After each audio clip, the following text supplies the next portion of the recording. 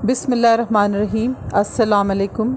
आज के लेक्चर में हम sir Francis bacon as a father of English essay discuss करेंगे और हम वो तमाम एलिमेंट्स देखेंगे जिसकी वजह से सर फ्रांसिस बेकन को फादर ऑफ इंग्लिश एसे कहा जाता है। और ये भी हम देखेंगे कि वो कौन से एलिमेंट हैं जो फ्रांसिस बेकन के एसेस को दूसरे लिखने वालों के स्टाइल से थोड़ा अलग करते हैं और उनको इस मकाम पर पहुंचाते हैं कि पहली दफ़ा इंग्लिश लिटरेचर में एसेस को एक्नॉलेज किया गया और एक फॉर्म ऑफ आर्ट की हैसियत मिली।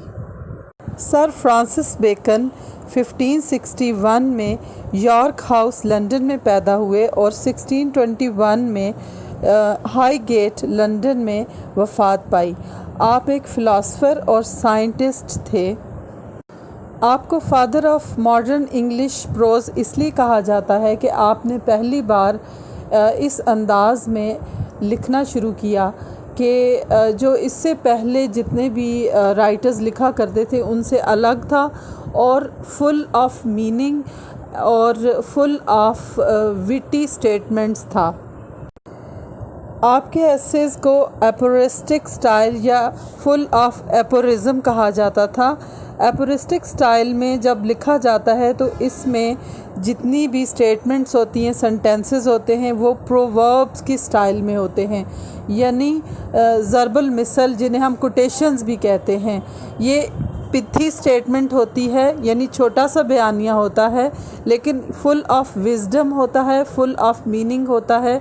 पढ़ने वाले मुख्तसर और ब्रीफ अल्फाज में तमाम उसकी लॉजिक को समझ जाते हैं। तो ये स्टाइल जब इन्होंने इंट्रोड्यूस करवाया तो उस वक्त पढ़ने वालों में बहुत मकबूल हुआ और आज तक भी लोग इसको पढ़ के उतना ही महजूज़ होते हैं और उतना ही इसको मीनिंगफुल समझते हैं जितना उनके ज़माने में था। यही वजह है कि आपको father of modern English pros कहा जाता है। और एपोरिस्टिक स्टाइल का मतलब भी यही है कि प्रोवर्बियल स्टाइल, यानी इस तरह से लिखना कि कोटेशंस लगें। जैसे उनका एक कोटेशन है, histories makes man wise, poets witty, the mathematics subtle, natural philosophy deep, moral grave, logical and rhetoric able to content. इस छोटी सी स्टेटमेंट में सर फ्रांसिस बेकन ने बहुत से सब्जेक्ट्स को डिफ़ाइन कर दिया है। हिस्ट्री को, पोइट्री को, मैथमेटिक्स को, नेचुरल साइंसेस को, फ़िलासफ़ी को, लॉजिक को, मोरालिटी को, इतने सारे सब्जेक्ट्स को ना सिर्फ डिफ़ाइन किया बल्कि उनको कंपेयर और कंट्रास्ट भी कर दिया है। तो यही वो स्टाइल है जिसे प्रोवर्बियल स्टाइल कहा जाता है कि जिसमें स्टेटमेंट बहुत छोटी होती है मगर फुल ऑफ मीनिंग होती है, यानी इसे कहा जाता है पिदी statement with pregnant with meaning. Sir Francis bacon के एसेस वर्ल्डली विजडम के लिए मशहूर हैं। उसकी वजह यह है कि सर फ्रांसिस बेकन जिन राइटर्स का इफ़ेक्ट उन पर नज़र आता है वो है अरिस्टोटल, प्लेटो, निकोलो, मैकियावेली, रॉजर बेकन, मॉन्टेग्नी। तो सर फ्रांसिस बेकन अपने एसेस में जिस तरह से लोगों को मुख्तलिफ़ तरह की कामों के लिए सलाह देते हैं और लाइफ में को गुजारने का तरीका बताते हैं वो दुनियादारी के बारे में है, इसीलिए उनकी एसेस को वर्ल्डली विजडम कहा जाता है। और जिस तरह से वो अपने एसेस में ये समझाते हैं कि कहीं ना कहीं आप थोड़ा बहुत झूठ भी बोल सकते हैं। जैसे उनकी एक स्टेटमेंट है, A mixture of a lie doth ever add player, जिसमें वो ये सलाह देते हैं कि कहीं ना कहीं किसी काम को निकालने के लिए या किसी को खुश करने के लिए تھوڑے سے سچ میں تھوڑی جھوٹ کی ملاوٹ بھی کی جا سکتی ہے، اور اس کے لیے وہ اگزامپل دیتے ہیں کہ جیسے سونے کو مضبوط بنانے کے لیے اس میں تانبے کی ملاوٹ کی جاتی ہے۔ تو اس طرح کی جو سٹیٹمنٹ ہے وہ دراصل میکیاویلین اپروچ ہے۔ میکیاویلی جو تھا یہ ایک اٹالین فلاسفر تھا، اور اس کی ایک مشہور کتاب ہے دا پرنس، جس میں اس نے یہ بتایا تھا کہ اگر آپ دنیا میں کامیاب ہونا چاہتے ہیں تو آپ تمام حربے اپنائیں، لیکن دنیا کے سامنے آپ سینٹ کی طرح بن جائیں، بزرگ کی طرح بن جائیں، یعنی اپنا دکھاوا ظاہر ایسے رکھیں گے جیسے آپ سے زیادہ کوئی نیک اور شریف انسان نہیں ہے، لیکن اندر سے آپ بے شک وکڈ ہو جائیں، یعنی چالاک ہو جائیں، اپنی منمانی کریں، اپنے کام کو نکالنے کی کوشش کریں۔ تو اس طرح کی جو اپروچ تھی وہ سر فرانسس بیکن اس سے انسپائر تھے، اور ان کے بہت سے ایسیز میں وہ اس طرح کی باتیں کرتے ہیں کہ اگر آپ کو کامیاب ہونا ہے تو آپ منفی طریقے بھی استعمال کر سکتے ہیں، اور لیکن کامیاب ہونے کے بعد پھر آپ ان طریقوں کو استعمال کرنا چھوڑ دیں جب آپ کامیابی حاصل کر لیں۔ سر فرانسس بیکن نے جتنے بھی ایسیز لکھے ہیں ان میں ان کا مین سبجیکٹ انسان ہے، یعنی man is the main subject of Sir Francis Bacon's essays. Sir Francis Bacon کو مین آف رینائسس کہا جاتا ہے۔ رینائسس ایج وہ ایج ہے جس میں لوگوں کو لمٹ لیس خواہش تھی کہ list of wealth, list of knowledge, list of power, اور ہر چیز میں وہ باؤنڈریز کو، لمٹس کو کراس کرنا چاہتے تھے، اور مادی طور پر بہت آگے جانا چاہتے تھے۔ تو سر فرانسس بیکن کے تمام ایسیز میں لوگوں کو پریکٹیکل گائیڈ پرووائڈ کی گئی ہے، دنیا میں کامیابی کے طریقے بتائے گئے ہیں، بزنس میں کامیابی کے طریقے بتائے گئے ہیں، اپنے رویے، اپنے ایٹیٹیوڈ کے ذریعے دنیا داری سکھائی گئی ہے۔ تو یہی وجہ ہے کہ سر فرانسس بیکن کو مین آف رینائسنس بھی کہا جاتا ہے۔ ایک اور بہت امپورٹنٹ ایلیمنٹ ہے کہ سر فرانسس بیکن کے ایسیز کو ڈسپرس میڈیٹیشنز کہا جاتا ہے۔ ڈسپرس میڈیٹیشن سے مراد یہ ہے کہ ان کی سوچ کسی ایک نقطے پر نہیں ٹھہرتی۔ ایک ہی لمحے اگر وہ موریلٹی کا درس دیتے ہیں اور وہ اخلاقیات کا درس دیتے ہوئے وہ خدا کے قہر اور غضب سے ڈراتے ہیں، تو دوسرے ہی لمحے وہ کہتے ہیں کہ اگر ضرورت پڑے تو جھوٹ بھی بول دو، کیونکہ جھوٹ بولنے سے خوشی مل سکتی ہے کسی کو، اور جھوٹ بولنا ایسے ہی ہے کہ جیسے سونے کو مضبوط کرنے کے لیے اس میں دوسری دھاتوں کی ملاوٹ کی جاتی ہے۔ تو اس طرح سے ایک ہی وقت میں وہ موریلٹی کا درس دیتے نظر آتے ہیں، اور اگلے لمحے وہ موریلٹی سے ہٹ کر صرف پریکٹیکل گائیڈ کی بات کرتے ہیں، دنیا میں کامیابی کی بات کرتے ہیں۔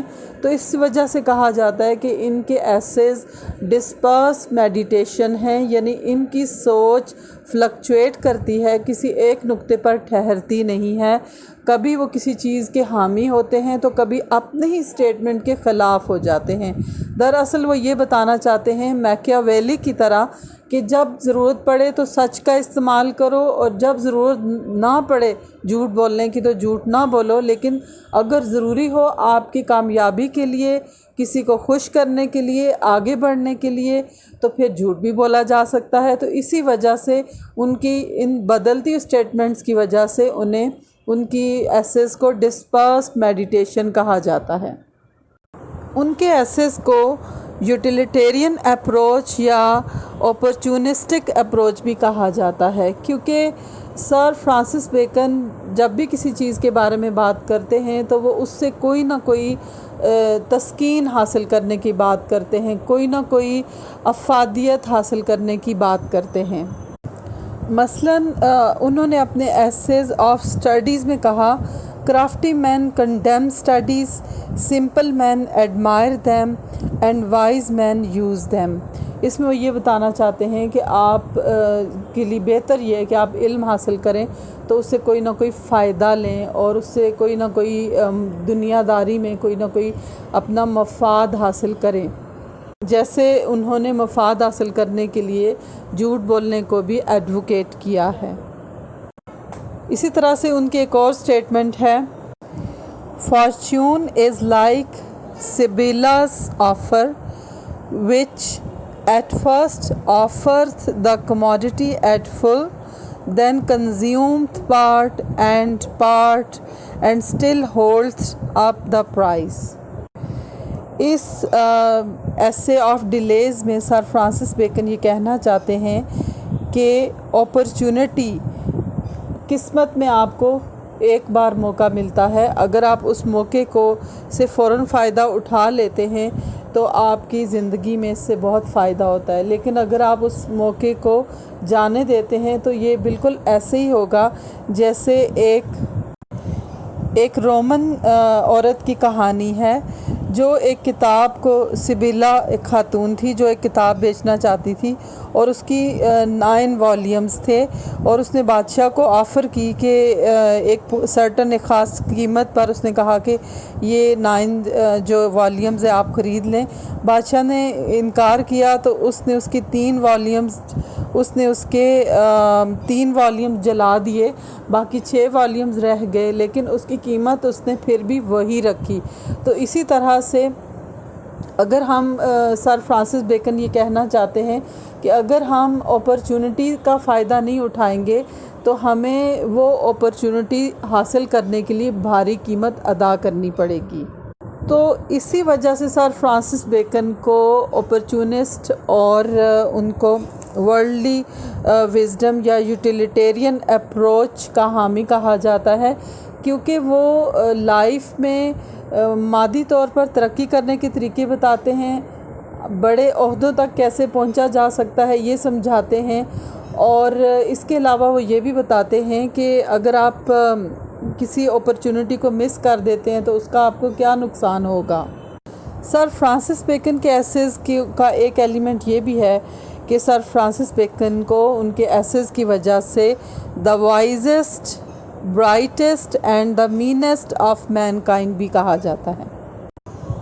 سر فرانسس بیکن ایک ملٹی ٹیلنٹڈ پرسنالٹی تھی، اور وہ بہت سی زبانوں مثلاً گریک، فرینچ، لیٹن، انگلش جانتا تھا، اور سائنس، فلسفی، کلاسکس اور بہت سے فیلڈز میں کا ماہر تھا، اور اسی وجہ سے ان کو کہا جاتا تھا کہ دا وائزسٹ پرسن۔ ان کے ایسیز میں ہمیں جس طرح کی پرووربیل ان کا سٹائل ہے اور ان کا وزڈم ہے، اس کو دیکھ کے، اور ان کی شارپ آبزرویشن، اور جس طرح کمپیکٹ اینڈ ٹریسی سٹائل میں انہوں نے سنٹینسز بنائے ہیں، تو یہ ساری چیزیں ان کو برائٹسٹ آف اسکالرز بناتی ہیں۔ لیکن جب وہ اپرچونسٹ ہو جاتے ہیں، جب وہ ورلڈلی وزڈم اور پریکٹیکل گائیڈ کی بات کرتے ہیں، یوٹیلیٹیرین ہو جاتے ہیں، تو پھر انہیں مینسٹ کہا جاتا ہے۔ اور یہ سٹیٹمنٹ ان کے بارے میں کہ Sir Francis Bacon the wisest, brightest and meanest of mankind ہے، یہ الیگزینڈر پوپ نے ان کے بارے میں کہا تھا، اور ولیم بلیک نے ان کے بارے میں یہ کہا تھا کہ بیکنز ایسے یا بیکنز کی جو سوچ ہے وہ سوٹیبل ہے سیٹن ورلڈ کے لیے۔ تو اس طرح سے انہوں نے بھی ان کے بارے میں یہ بات کی تھی۔ اس کے پیچھے وجہ یہ ہے کہ سر فرانسس بیکن ہر چیز میں یوٹیلیٹی یعنی مفاد اور فائدے کو ڈھونڈتے تھے۔ سر فرانسس بیکن نے انسان کی زندگی کے بالکل پیور پرسنل، ان کے انسان کی زندگی کے ریلیشنز اور گھریلو جو میٹرز ہیں ان سب میں بہت زیادہ یوٹیلیٹیرین اپروچ کو اپنایا، جیسے میرج، فرینڈشپ، لو، ان تمام میٹرز میں انہوں نے یوٹیلیٹی کو سامنے رکھا۔ مثال کے طور پر ان کی ایک سٹیٹمنٹ ہے، He that hath wife and children hath given hostages to fortune۔ اور فرینڈشپ کے بارے میں ان کی ایک سٹیٹمنٹ ہے، Those that want friends to open themselves unto are cannibals of their own heart۔ ان دونوں اسٹیٹمنٹ سے ہمیں یہ لگتا ہے کہ وہ کہنا چاہتے ہیں کہ شادی کرنا، بچے پیدا کرنا، یہ ساری چیزیں آپ کی لائف میں، آپ کی اچھی قسمت میں ایک رکاوٹ ہے اور آپ پھنس جاتے ہیں۔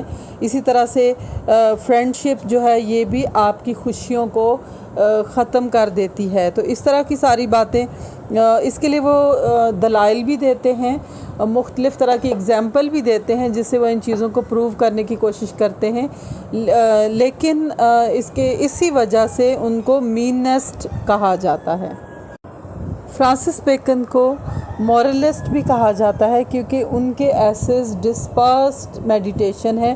کہیں وہ جھوٹ بولنے اور کہیں وہ اپنے قریبی رشتوں کے خلاف لکھتے ہیں، تو کہیں وہ نیکی اور اچھائی کا درس بھی دیتے نظر آتے ہیں۔ جیسے ان کی ایک کوٹیشن ہے، "Virtue is like precious odors, most fragrant when they are crushed.